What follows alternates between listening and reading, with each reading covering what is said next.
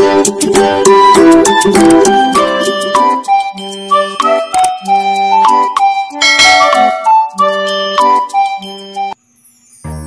mga bata, anya na po si Teacher Sabina, ang inyong online teacher.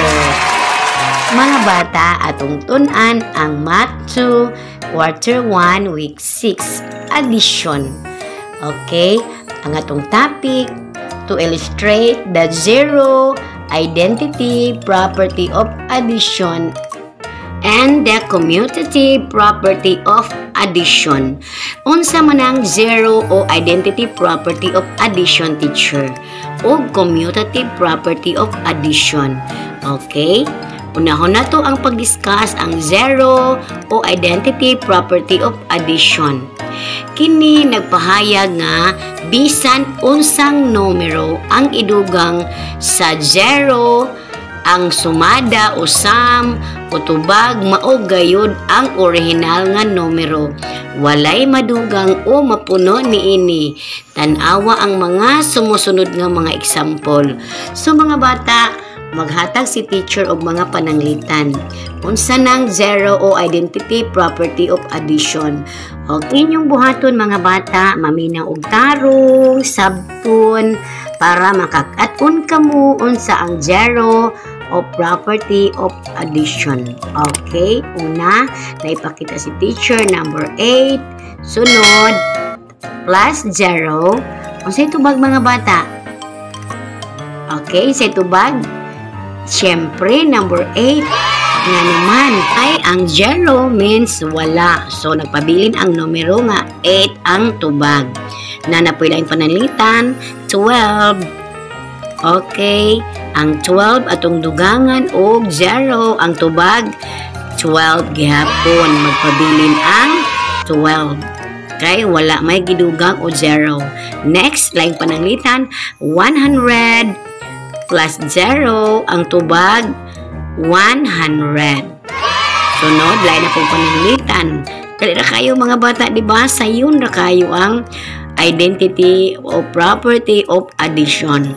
Next, 500 plus 0 ang tubag, syempre 500. So, sayon na kayo mga bata. Okay mga bata, nahanap mo'y lapis o papel. Okay, ang iyong buhaton, tubagon ang mga ihatag nga numero ni teacher, ang unsay insaktong tubag sa identity property of addition. Ready na ba mga bata? Okay, so na ay mga numero akong ihatag.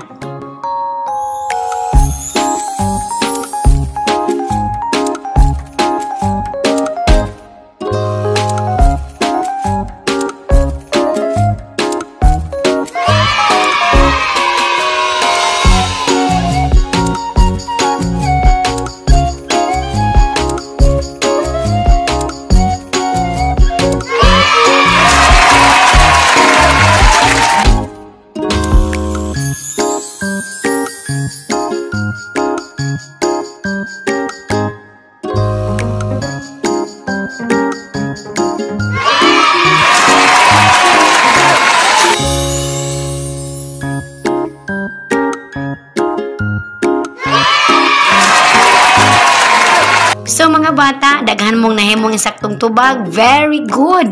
Sayon ra kayo, di ba? Sayon ra kayo ang identity property of addition. Na napoy laing pananglitan mga bata, mag-drawing tag sa isa ka box, tulo ka heart, plus ang isa walay sulod. Syempre ang tubag tulo gihapon ka heart ang nasulod sa kahon. Ano na po mga bata? Ang atong topic, commutative property of addition. Unsa man na teacher ang commutative property of addition? Mga bata, kini nagpahayag nga ang pabaylo sa plastada sa mga tingbunon o addends sa pagdugang o addition dili makapikto sa sumada or sum. So mga bata, ang commutative property of addition, gibaylo na mga bata ang iyang posisyon. Ang iyang pikas, gibaylo sa pikas, ang tubag, Nagpabilin gihapon mga bata, walay kausaban, pananglitan, 3 ka stars plus 2 ka stars equals 5 ka stars. So mga bata, ato nang himuong commutative property. Unsaon man na. Sayon ra kayo mga bata atong bayluhon. Unahon nato ang 2 ka stars plus 3 ka stars. And then ang tubag 5 gihapon ka stars. Diba gibaylo lang ang posisyon mga bata? Maunay buot ipasabot sa commutative property.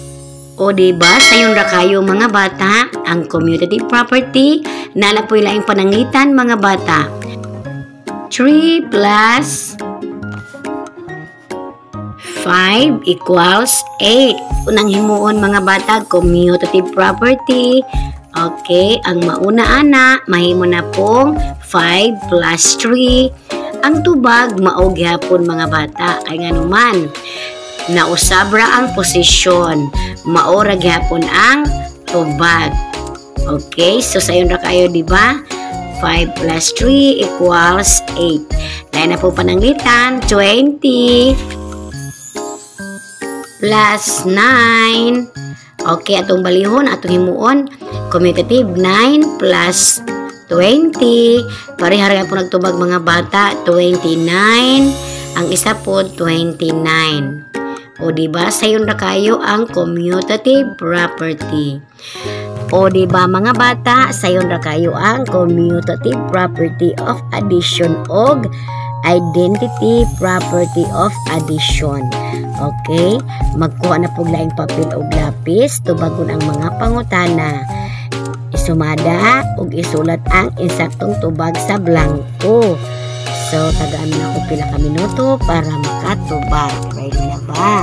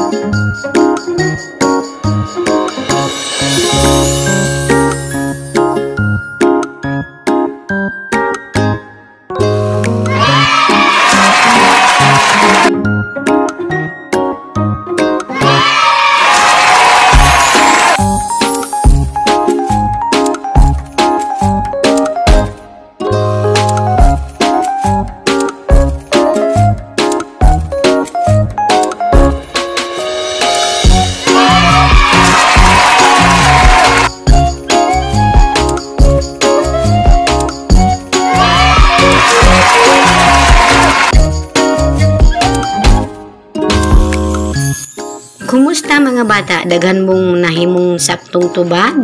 Very good. So kabalo ko, daghan mo nakatunan karon sa ato ang topic mahitungod sa commutative property of addition og identity property of addition. Okay, daghang salamat mga bata. Bye!